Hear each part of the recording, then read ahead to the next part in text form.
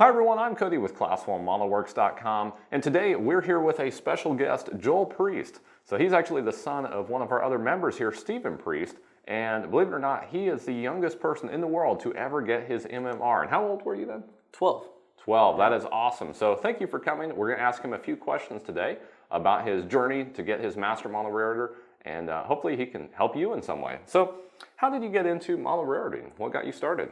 Well, I think that's a little bit of an obvious question there. You know, we've got my dad, who's heavily into model rareting since he was a kid.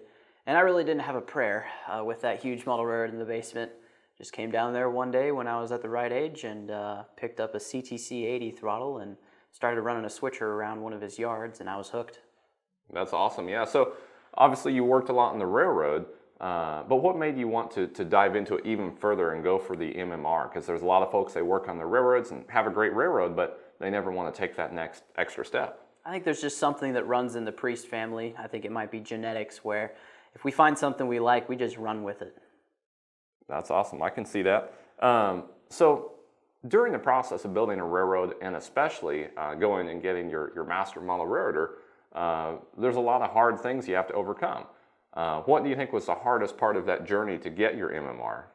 Personally, for me, being a hands-on person, it was typing out the articles.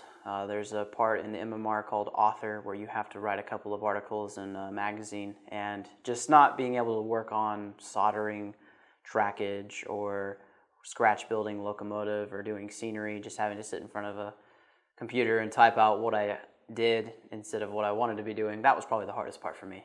Right. No, I can totally see that. Definitely a visual, hands-on person myself.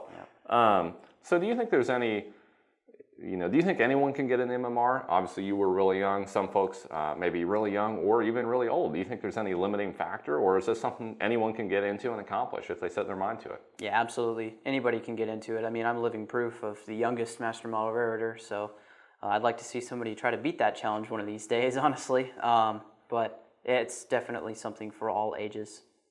Awesome. Yeah, just need a good team of people with you. Exactly.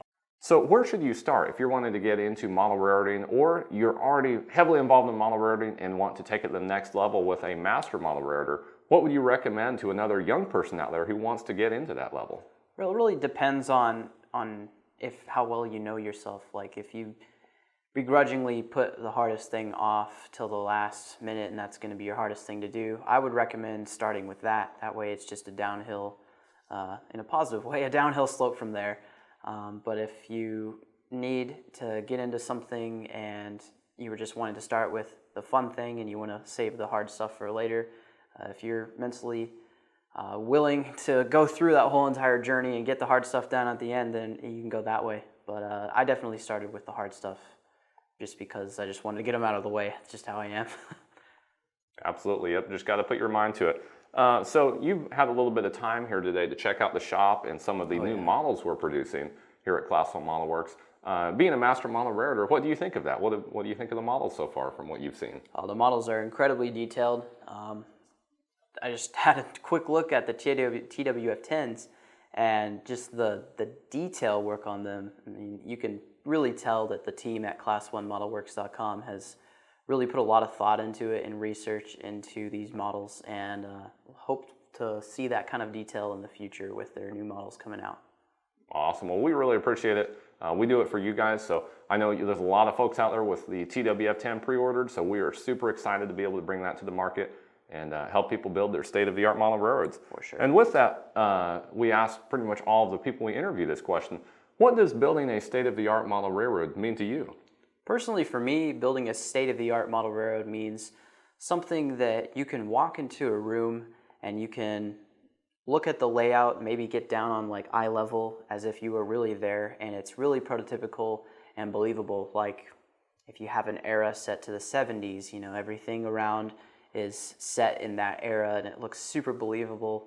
As if you were to put yourself right there and start walking down the streets of your model railroad, you can be like, yeah, this is the 70s, totally believable, things are weathered. For me, that's definitely what state-of-the-art means. That's awesome. Yeah, so here at Class 1 Model Works, our mission is to help you build a state-of-the-art model railroad. So I want to thank Joel Priest for coming on the show today. Hopefully that will give you some insight to help you build that better model railroad. So thank you for coming on, Joel. Thank you.